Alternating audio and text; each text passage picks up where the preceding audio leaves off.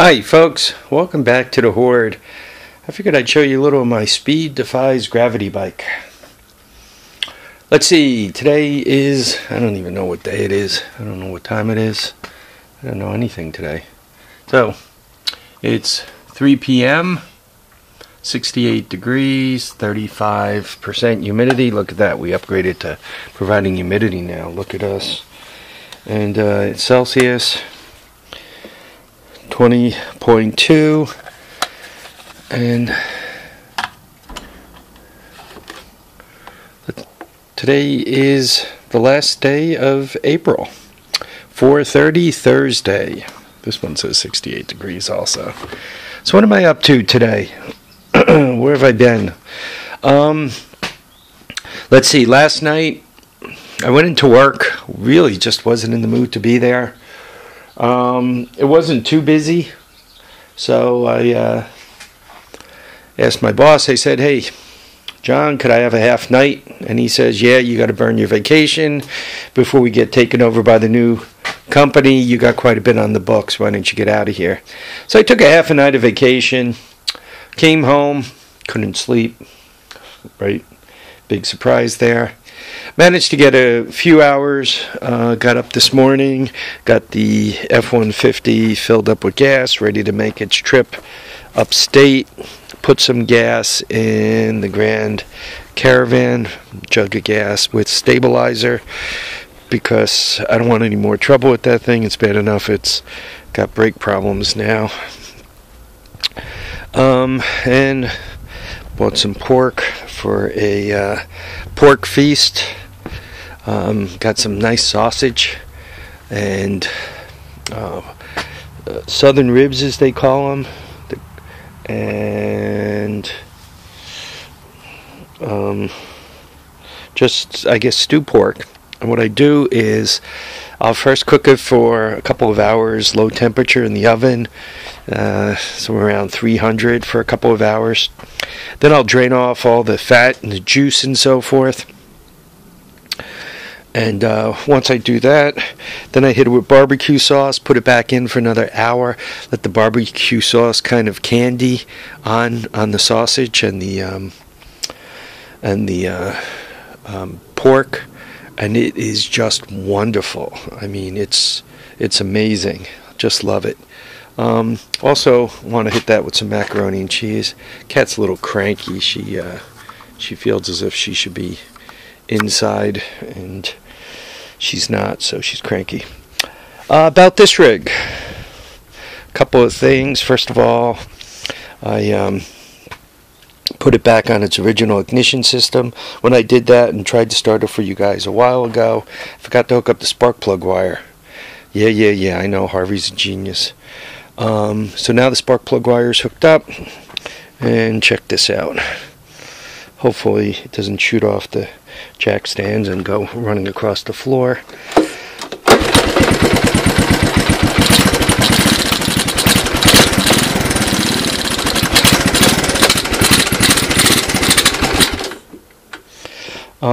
So not only is it running pretty good, but it's running on its original ignition, and you guys didn't hear that knock knock.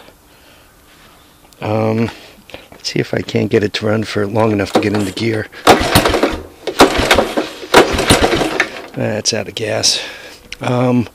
Anyway, so you guys remember the rear end was seized. So I did the normal, and might as well just quickly run you guys through this, right? Take the bolt off, the washer, put it into place so you don't lose it.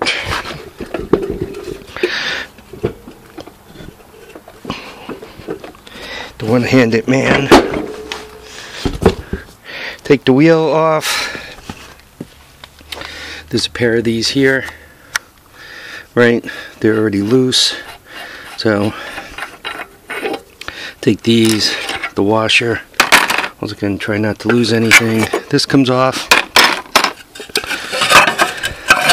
Outer cover. Obviously, I took the bolts off.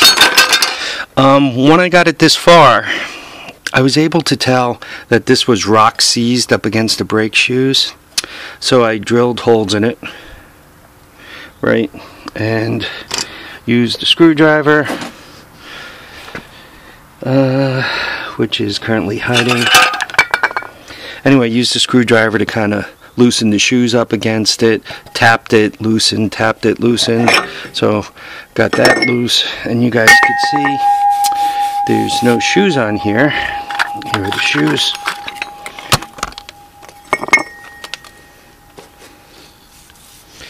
So it got moisture in there, and that caused all my trouble.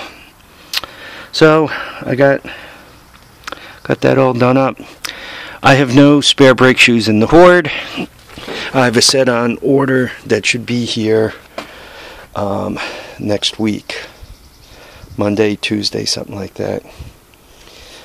Nice thing about this is it does seem to move, and the cables look like they're good. Both the foot brake and the handbrake. It's the handbrake. So anyway, with a little lubrication, I think they're gonna make it back to life, and that makes Harvey very happy. Bearings are not blown, right? Actually, here, listen. A little chain rumble, but the bearings are in nice shape. And now that I'm back on its original ignition, I did run it forward.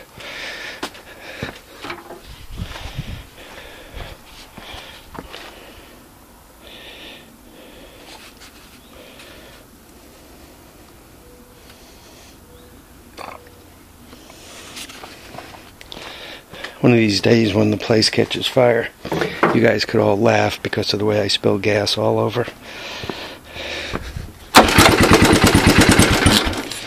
Come on, girl. Here, I gotta give it some gas. Give me a sec.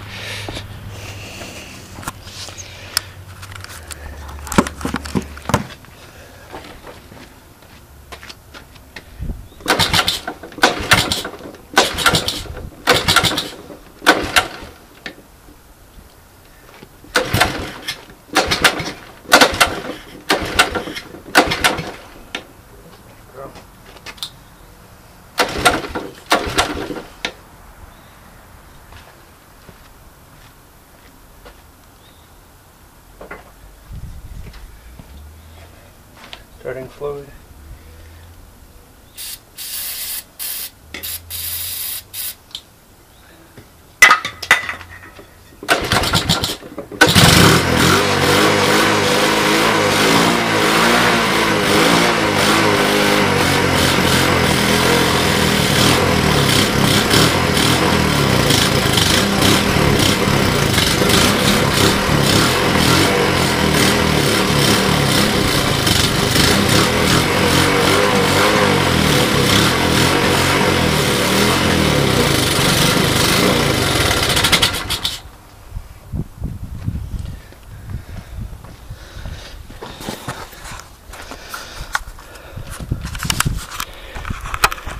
I think you guys could hear she's not knocking.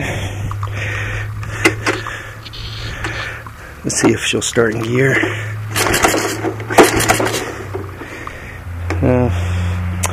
No, I gotta give it gas, and I can't do that with one hand. Anyway, take my word for it. I put it into gear and it didn't knock or anything. The wheels just turned nice and smooth. So I think its issue was the CDI box I was using had the advance too far forward, and perhaps there's some carbon in the head. So between those two things, it was actually a ignition knock, because I don't hear anything in the gear chain as I run it through. So what's it going to take to put this thing back together? I'm going to lubricate up the cables. Got a set of brake shoes coming in, so I got to smash a set of brakes onto it. Got to put it all together. Probably I'm just going to rip snort it about on these tires to start with. And then I should brake at least this one off the bead and put a tube in it. Right, you guys could see this one has no composure. This one at least pushes back a little bit, and the front one's got a little push back too. That one won't hold any air pressure. So there we are.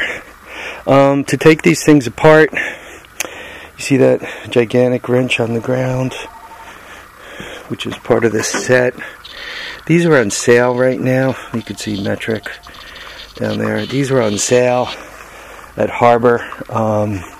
They're $49.95 minus 20%, then tax. So I got the wrenches, and once again I was going there with the free coupon, and the meter, I think it was about 45 bucks. These wrenches makes breaking these bolts a lot easier. Without them, you have a tendency to round them. And if you put a pipe wrench on it, on these bolts, you have a tendency, these guys here, which are these guys, right? You have a tendency to make them oblong, right? You have instead of round, they have a tendency to get more egg-shaped. And then they don't come on and off as good. So, not that everybody has $50 to throw around, but I did, and it was the right thing to do. This is the wrench I used to spin that brake drum. Once I got the pads somewhat loose, and I got it off of there. A couple of the guys I watch a lot, Musty One, WTBM123, William Staten. I mean, there's a bunch of you guys, Volkswagen Darren. A few of you, I mean, I watch, 231. I don't want to leave anybody out and insult anyone, please.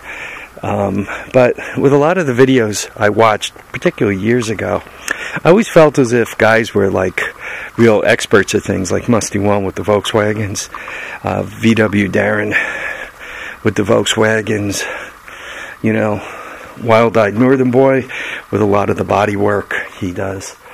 And I felt as if I was good at things, but not really an expert. And particularly when it comes to the 200S, about 2 years ago, I really, really wanted to become an expert on the bike. So I started out with the ignition system. The ignition system could be a problem, right? You got no spark, she no run. So I learned all about that. Learned how to time the engine, right? Had that whole problem with the mechanical advance, the little magnetic unit on there being upside down, so engines wouldn't start. Figured out all that stuff, right? Felt really, really good about it. Rear ends, yet another problem, right? If you can't rebuild the rear end without cutting it into little pieces, it makes it very, very hard to get these things back on the road, right? So I'm basically going through my rear end training now, my back axle, brakes, bearings training, and I'm bringing you guys along for that. Other than that, you kind of have the front 333 tree more with the 200 ES, right? They always seem to have problems. The front forks on a 200 ES, the big red of the 200 version, little big red. They're another problem area, but I feel as if I'm really getting to the point where I have the tools and the knowledge to be as much an expert on the Honda ATC, particularly the 185 200S. I know the big reds fairly well. The 250 SXs, same as the big reds, give or take a little bit. So I'm pleased with the building of knowledge, and I hope I've brought you guys along with me to acquire some of that knowledge, to see some of the mistakes, right? Everybody makes mistakes, and if I make them, that means hopefully you don't have to follow that sound down the same rabbit hole, make the same mistakes. Hopefully you guys could do better. So it's been a bit of a journey. I'm not the great rocket scientist yet, and there's other projects I got cooking, but I'm feeling pretty good that I managed on this bike to get the rear end unseized without completely having to destroy it. Right? Turns out it was a brake problem, moisture in the brakes. It looks like my rear bearings are good. So for the cost of a $12 set of brake shoes and cleaning up that back brake drum a little bit, I'm good. I got brakes, I got cables, I got the whole bit. I'm really pleased. This bike will make a really nice addition to the fleet. I think, yeah, it was $250, and then the other one was another $50. So it's once again, those two were real nice additions to the fleet. So my Junkyard Dog 185 is coming along. Folks, I want to thank you for watching and commenting and subscribing. 231, sorry this is too long. It's only 16 minutes. Take your medicine. Sorry about that. Guys, remember to keep your feet down, keep your head up, and please enjoy all your days. Go out there and have some fun and enjoy your days. Bye now.